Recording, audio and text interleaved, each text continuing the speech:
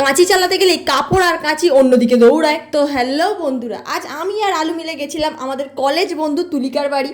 ওই যে মহারানী আসছেন। সানস্ক্রিনের যা দাম পড়েছে ভাই, আতঙ্কবাদী সাথে ছাড়া তো আমাদের হাতের কোনো রাস্তা নেই। হ্যাঁ হ্যাঁ ভাই, আমি ঠিক এটারই ওয়েট করছিলাম। থ্যাংক ইউ ভাই, গরমে এটাই দরকার ছিল, ঠান্ডা ঠান্ডা লস্যি। এই দেখো, এটা হচ্ছে একটা পাকা বুড়ি। আজ আমরা তিনজন মিলে একসাথে প্র্যাকটিস করব বলেই এসেছি। সত্যি বলতে আমার হাত এখনো সেট হয়নি, সেম অবস্থা আলুরও। তাই ভাবলাম তুলির কাছ থেকে একটু হেল্প নেওয়া যাক। ভয় ভয় নিয়ে ড্রেসটা বানানোর জন্য কাপড়টা আমি কেটেই ফেলেছি। ধুর বাবা, কাজ ফাজ পড়ে হবে, আগে খেয়ে নিত। দিন দিন গজনী সিনেমাটার মতো যেন আমির খান হয়ে যাচ্ছি ভাই, 2 মিনিট ছাড়া ছাড়া সব ভুলে যাচ্ছি। হ্যাঁ হ্যাঁ, জামা পরের বছর বানালেও হবে, এখন তুই খা।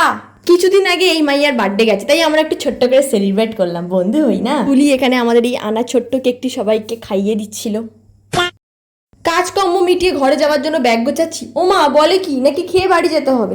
যাই হোক, তুলি তো আমাদের কথা শুনবে না, তাই খেতে বসে বললাম। এখানে ছিল দিদির হাতে স্পেশাল চিকেন কষা আর ভাত, যেটা সত্যি খুব ভালো খেতে ছিল।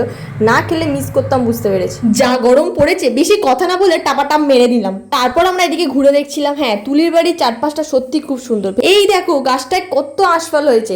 তো চলো, আজকের মতো এতটাই। আমি বাড়ি যাই, দেখা হবে নেক্সট ব্লগে। আর হ্যাঁ, সাবস্ক্রাইব করতে কিন্তু ভুলো না।